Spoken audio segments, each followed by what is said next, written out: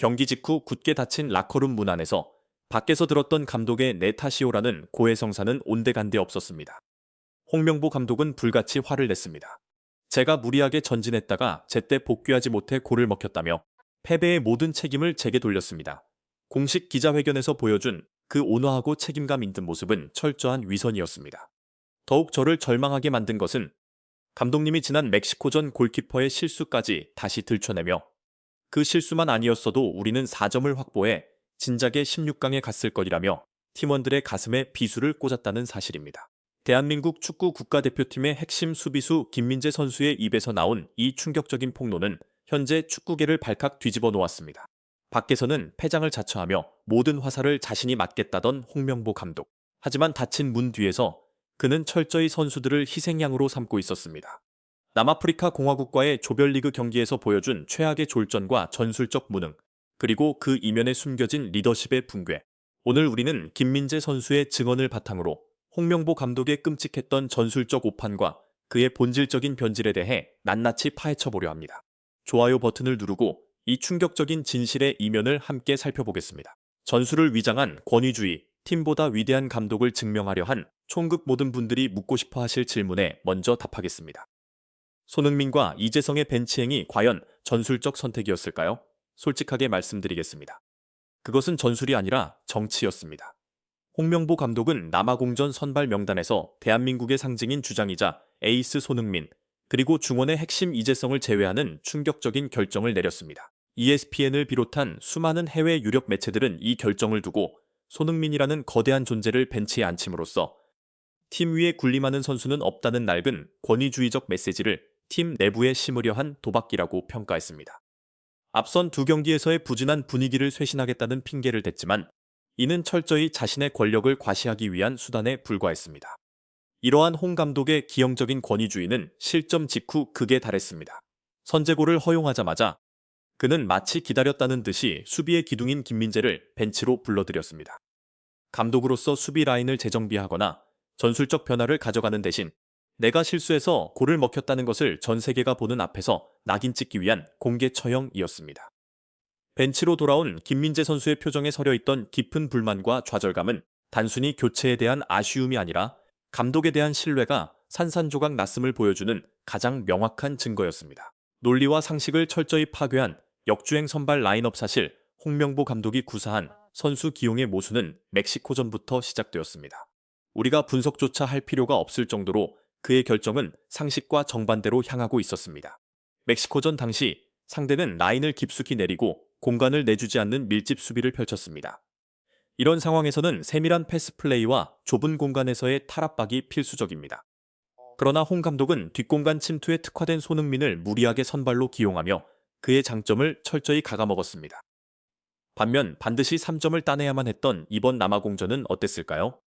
남아공은 객관적 전력에서 열세임에도 불구하고 승리를 위해 라인을 끌어올릴 수밖에 없는 상황이었습니다. 필연적으로 상대 수비의 배후 공간이 넓게 열리는 경기였습니다. 축구의 기본 상식을 가진 감독이라면 당연히 손흥민의 폭발적인 스피드를 활용해 그 공간을 찢어놓을 계획을 세웠을 것입니다. 그러나 홍 감독은 가장 손흥민이 필요한 이 순간에 그를 벤치에 가두었습니다. 남아공의 휴고 브로스 감독은 경기 후 인터뷰에서 충격을 감추지 못했습니다. 한국의 선발 명단에 손흥민이 없는 것을 보고 우리 수비진은 거대한 안도감을 느꼈다. 그의 부재 덕분에 우리는 배후 공간에 대한 두려움 없이 전반전부터 마음껏 라인을 올리고 공격에 집중할 수 있었다.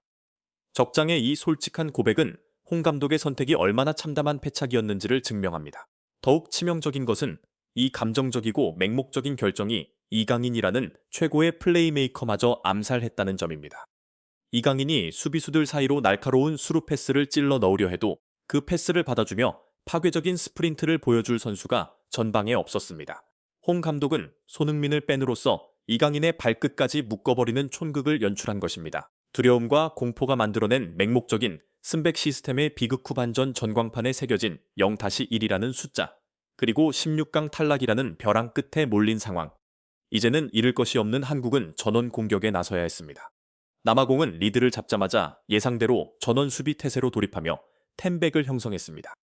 이 순간 감독이 해야 할 일은 너무나도 명확했습니다. 수비수를 한 명 빼고 공격 자원을 투입하여 전방의 수적 우위를 가져가는 것입니다.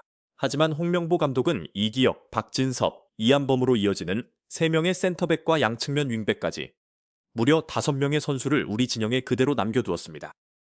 이것은 전술이 아니라 공포였습니다. 한 골을 뒤지고 있는 상황에서조차 상대의 역습이 두려워내 수비수를 하프라인 아래에 묶어둔 것입니다. 그 결과 최전방에 남겨진 5명의 한국 공격수들은 페널티 박스 안에 촘촘히 밀집한 10명의 남아공 선수들을 상대로 고립무원의 사투를 벌여야 했습니다. 5대 10의 싸움. 이것은 애초에 이길 수 없는 전쟁이었습니다. 적장 브로스 감독조차 한국이 동점골이 절실한 상황에서도 후방에 그렇게 많은 인원을 남겨두고 공격 숫자를 늘리지 않는 것을 보고 매우 의아했다며 고개를 갸우뚱했습니다. 이후 이어진 교체 카드 역시 전술의 형태를 바꾸는 것이 아니라 그저 같은 포지션의 선수를 바꾸는 기계적이고 무의미한 땜질에 불과했습니다. 벤치에서 보여준 그의 모습은 경기를 지배하는 사령탑이 아니라 패배의 공포에 짓눌려 아무런 결단도 내리지 못하는 겁쟁이의 모습이었습니다. 밸런스 붕괴와 라커룸의 배신, 최악의 월드컵으로 남은 이후 홍명보 감독은 경기 후 손흥민과 이재성 대신 황희찬과 오현규를 투입한 이유에 대해 전방에서의 강한 압박과 체력적 우위를 바탕으로 상대를 옥죄기 위함이었다고 변명했습니다. 하지만 그 변명은 그라운드 위에서 처참하게 부서졌습니다. 투입된 두 선수는 유기적인 압박 조직력을 전혀 보여주지 못했고 오히려 팀의 밸런스만 급격하게 무너졌습니다. 그의 감정적이고 즉흥적인 운영이 낳은 가장 큰 비극은 후반 18분에 일어났습니다. 실점 직후 이성을 잃은 홍 감독은 분풀이하듯 김민재를 교체 아웃시켰습니다. 아직 정규 시간이 30분 가까이 남은 상황, 단 한 번의 교체 윈도우만을 남겨둔 채 수비의 핵을 빼버린 이 결정은 팀 전체를 치명적인 위험에 빠뜨렸습니다. 계획도 전술적 이유도 없는 이 감정적인 교체는 그라운드 위 선수들에게 극도의 불안감을 심어주었고 한국팀의 조직력은 모래성처럼 무너져 내렸습니다. 그리고 경기가 끝난 뒤 라커룸에서 벌어진 일은 우리가 왜 이 경기를 내줄 수밖에 없었는지, 아니 왜 이 팀이 무너질 수밖에 없었는지에 대한 마침표를 찍습니다. 감독은 패배의 원인을 철저히 선수들의 개인적인 실수로 돌렸습니다. 김민재의 전진 수비를 탓하고 이미 지나간 멕시코전 골키퍼의 실수를 다시 끄집어내어 팀의 패배가 자신의 전술 부재가 아닌 선수들의 탓이라고 세뇌시켰습니다. 팀의 가장 큰 어른이자 방패가 되어야 할 감독이 위기의 순간에 가장 먼저 선수들의 등 뒤로 숨어버린 것입니다. 이것은 단순한 전술적 패배가 아니라 리더십과 신뢰가 뿌리부터 썩어 들어간 인간적인 패배입니다.